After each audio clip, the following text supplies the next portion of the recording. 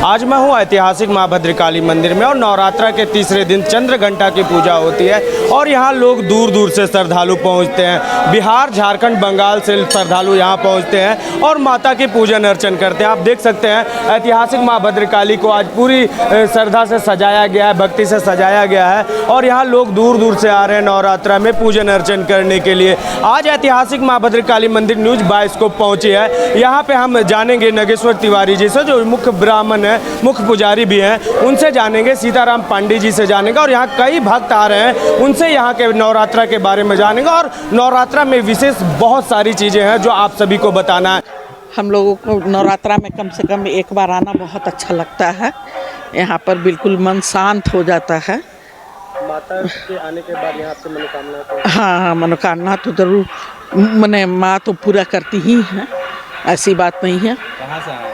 हम हजारीबाग से। बिल्कुल, हम लोग आए हैं गया से और हम लोग हमेशा यहाँ नवरात्रा में आते रहते हैं माता के दर्शन करने। माँ भद्रकाली की बहुत महिमा है और हम लोग हर नवरात्रि में यहाँ आते हैं और यहाँ से सब झोली भर कर ही जाते हैं।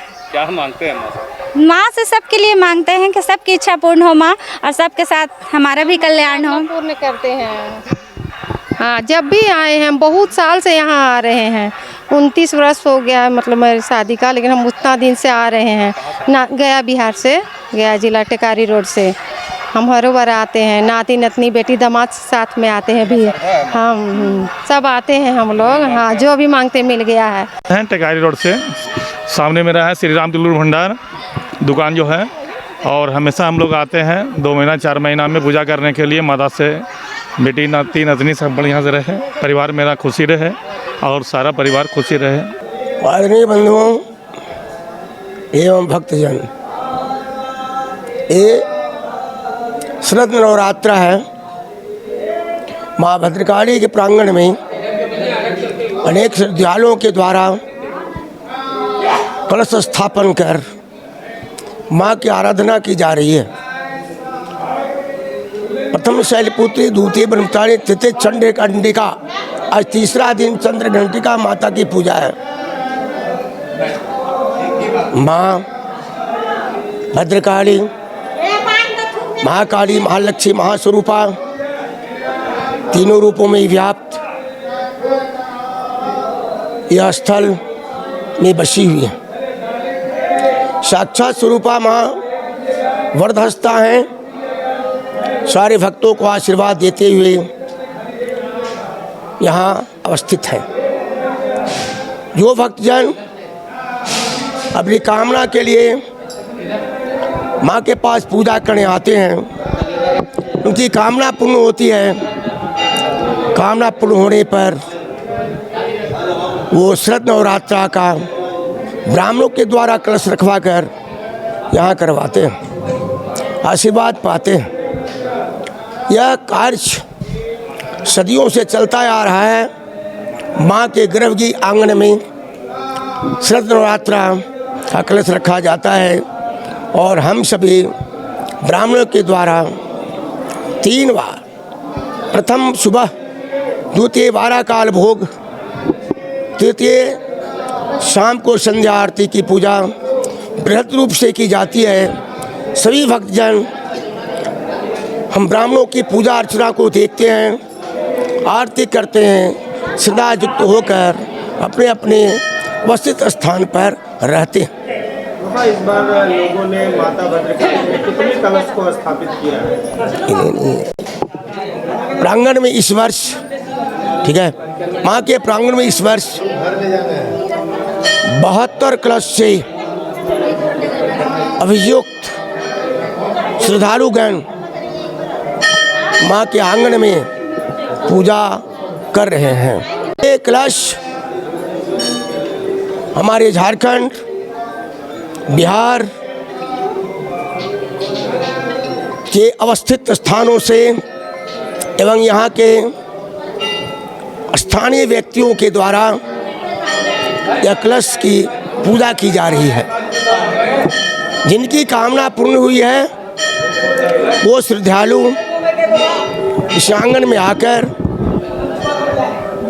माँ की पूजा अर्चना में लगे हुए हैं। सभी श्रद्धालुओं को हमारी कमेटी के द्वारा व्यवस्था है, ठहरने की व्यवस्था है, पानी की व्यवस्था है। इस तरह सारी पूजाएं सुचारू रूप से की जा रही है। भक्तजन श्रद्धा में लीन हैं। भूतपूर्व से ही यहाँ नारियल की बलि चली आई है, इसलिए कि माँ यहाँ साक्षात स्वरूपा लक्ष्मी रूपेण संस्थिता हैं। तीनों रूपों में व्याप्त महाकाली, महालक्ष्मी, महासरस्वती के स्वरूप में माँ लक्ष्मी रूप में खड़ी हैं। साथ ही साथ ये वरदहस्ता हैं, अपने दाहिने हाथ से वरदान आशीर्वाद दे रही हैं। सदियों पूर्व से ही यहाँ बलि का नारियल की ही दी जा रही है और चलती रहेगी। जय माँ भद्रकाली।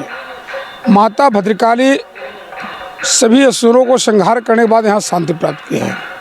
यह पाल वंश राजा जो है अपने समय माँ का पूजा, जब उनकी राज समाप्त कर गई थी, माँ का स्वप्न हुआ था, तो पाल वंश राजा यहाँ ला करके माँ की पूजा अर्चना किए, नवरात्र किए। फिर उनका मनोकामना पूर्ण हो गया, उनका राज सब वापस हो गया, उनके समस्त परिवार का कल्याण हुआ। माता भद्रकाली असुरों को, मैखासुर जैसे दैत्य दानों को, चंडमुंड जैसे राक्षसों को संहार करने के बाद यहाँ शांति प्राप्त की है। और ये महालक्ष्मी के रूप में स्थित हैं। माँ की बाईं ओर विष्णु, दाईं ओर भी विष्णु है। माता कमल आसन पर विराजमान है, एक हाथ में कमल है, एक हाथ में वरदायिनी है।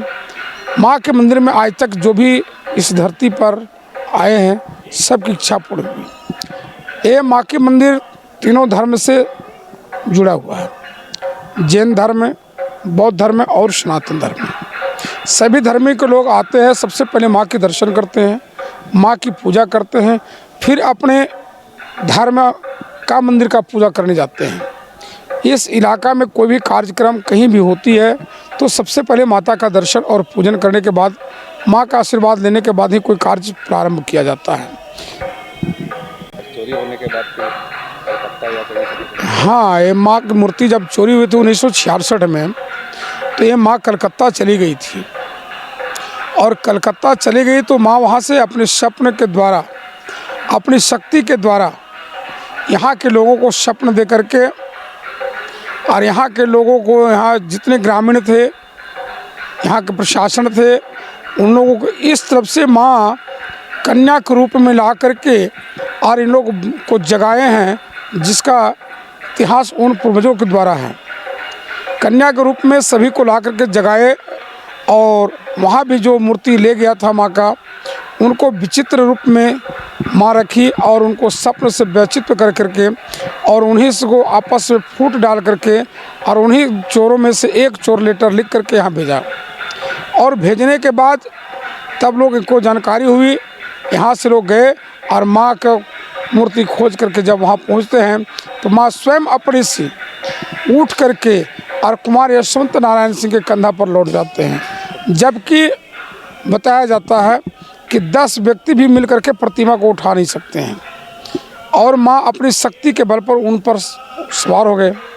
और फिर प्रशासन उनके द्वारा सब अपने अपने वेश बदल करके यहाँ से गए थे, वहाँ मूर्ति को लेकर के गाड़ी पर लौट किए, फिर वहाँ से आए।